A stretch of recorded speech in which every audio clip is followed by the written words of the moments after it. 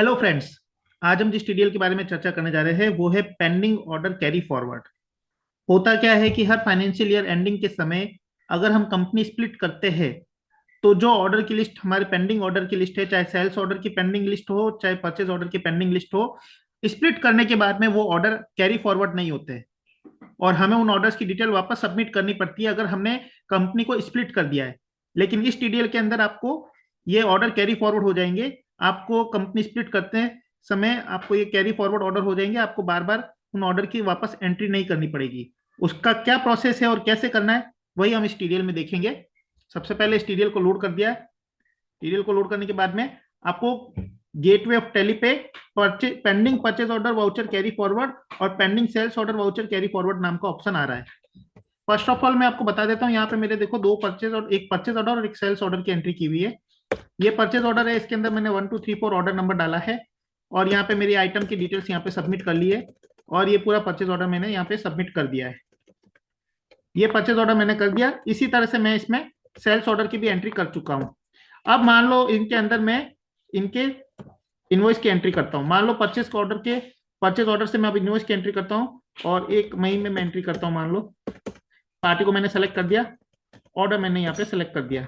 जैसे मैंने order select किया, ऑर्डर सेलेक्ट करने के बाद में यहाँ उसकी डिटेल आ गई। मान लो इसके 30 पीस है यही रेट में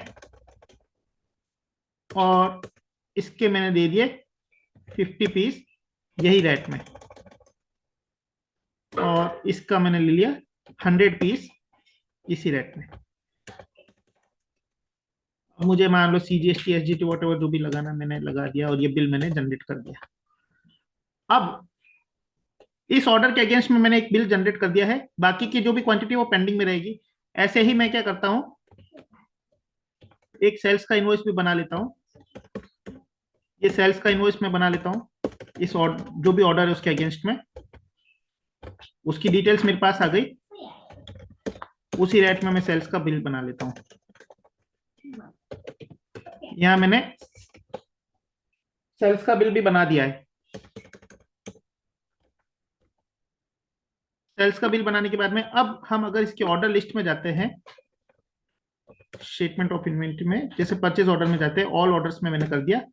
तो देखिए यहाँ पे मेरे ऑर्डर क्वांटिटी 200 की थी और 80 पीस का मैंने बिल बना दिया है, तो पीछे मेरे 120 का बैलेंस बचा है। इसी तरह से मेरे यहाँ पे सेकंड वाला जो है आइटम प्रिंटर, उसके 300 का ऑर्डर था, उसमें से 100 का मैंने बिल बना दिया है, तो 200 का मेरे बचा है। उनकी क्वांटिटी भी आ गई है और उसका अमाउंट भी आ गया है कि कितना मेरा बैलेंस है जो आगे कैरी फॉरवर्ड करना है।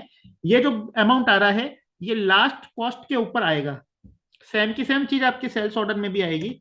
अगर सेल्स ऑर्डर की रिपोर्ट में हम देखें तो 400 पीस का ऑर्डर था, उसमें से 200 पीस का 200 मेट्रिक टन का हमने ऑर्डर का बिल बना दिया है, तो पीछे 200 का रिमेनिंग बैलेंस रहा है और 13,000 रुपए के हिसाब से 26 लाख का उसका अमाउंट आता है।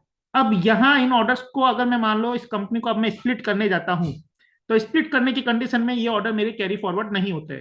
तो स्प्लिट करने से पहले हमें इसको कैरी फॉरवर्ड करना है, तो हम क्या करेंगे, यहाँ पे जाके और जो भी ऑर्डर की लिस्ट है, जैसे परचेस ऑर्डर कैरी फॉरवर्ड में गए तो यहाँ पे परचेस ऑर्डर जो भी पेंडिंग होंगे वो सारे यहाँ पे लिस्ट में आ जाएंगे। हमें केवल उसको सेलेक्ट करके पोस्ट कैरी फॉरवर्ड वाले बटन को दबा देना है। पोस्ट कैरी फॉरवर्ड वाले बटन को दबाते ही यहाँ पे ये एंट्री जो कि मेरी 1 अप्रैल 2023 को है वो 1 अप्रैल 2024 में वहां पे अपडेट हो जाएगी और वहां पे ऑर्डर लिस्ट के अंदर वो आ जाएगा। सेम मेरी परचेस के साथ सेल्स की एंट्री में भी मैं गया और परचेस और पोस्ट कैरी फॉरवर्ड एंट्री वाले बटन को मैंने दबाया। ये एसओ एंट्री मेरी पोस्ट हो चुकी है। अब मान लो मैं इस कंपनी को स्प्लिट करता हूं, तो अगर मैं अब इसे स्प्लिट करूंगा तो अब मैं इसे जाके स्प्लिट कर देता हूं। तो अब मैं 1 4 चॉइस से इस कंपनी को मैं स्प्लिट करने जा रहा हूं। ये स्प्लिट कंपनी डाटा पे मैंने क्लिक कर दिया, तो अब इस कंपनी के 2 भाग हो जाएंगे।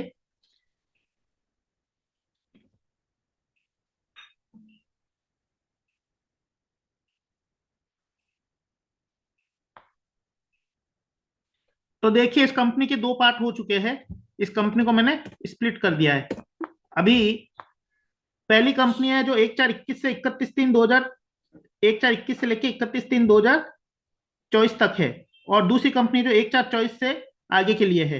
तो अब अगर हम पहली कंपनी में लॉगिन करते हैं तो उसके अंदर हम देखते हैं, तो यहाँ मेरे ऑर्डर की डिटेल्स के अंदर आप देखिए ये मेरा सेल्स परचेस का ऑर्डर था, ये सेल्स का ऑर्डर था, उसके बाद में परचेस का बिल था और सेल्स का बिल था। इसके अंदर अगर भी आप जाके देखोगे तो आपको यही डिटेल्स बताएगा। 1 2 3 4 ऑर्डर परचेस का है, जिसमें 200 पीस बिलेट्स के और 300 पीस प्रिंटर के और बैलेंस पड़े हैं। लेकिन नहीं, ऑर्डर दिए थे और बैलेंस में अभी 120 और 200 यहाँ पे क्वांटिटी आ रही है। अब मैं इसकी वापस इस कंपनी में जाके देखता हूँ, तो यहाँ पे देखिए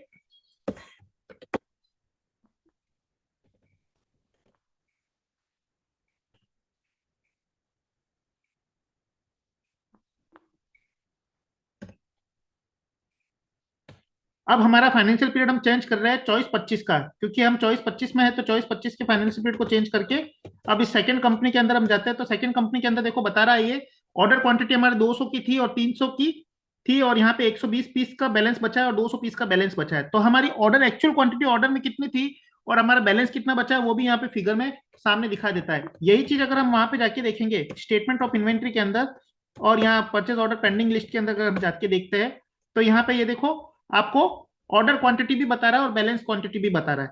तो इसमें पूरा डिटेल्स आ जाता है कि कितना ऑर्डर किया था और उसमें कितना बैलेंस रहा है, और ये पूरी डिटेल के साथ में हमको पूरा ऑर्डर का एनालिसिस करके वही ऑर्डर कैरी फॉरवर्ड करके बताता है जो एक्चुअल में वहां पे प्रीवियस ईयर में था। Same purchase order same sales order में भी ऐसा ही फिगर दिखाएगा। अगर मैं सेल्स ऑर्डर में जाके देखता हूं तो सेल्स ऑर्डर में भी यही चीज बताएगा। ये देखिए ऑर्डर क्वांटिटी 400 थी, 200 बैलेंस रहा है जो हमारा कैरी फॉरवर्ड हुआ है, और इसका ट्रांजेक्शन भी हमारे सामने यहाँ पे रिफ्लेक्ट कर रहा है। तो इस तरह से हमारा ये ऑर्डर वाला टीडीएल है जिससे हम ऑर्डर को कैरी फॉरवर्ड कर सकते हैं। नॉर्मल टैली के अंदर अगर हम इस कंपनी को स्प्लिट करते हैं तो उस कंडीशन में ये ऑर्डर कैरी फॉरवर्ड नहीं होते। I hope you will like this TDL. Thank you for watching.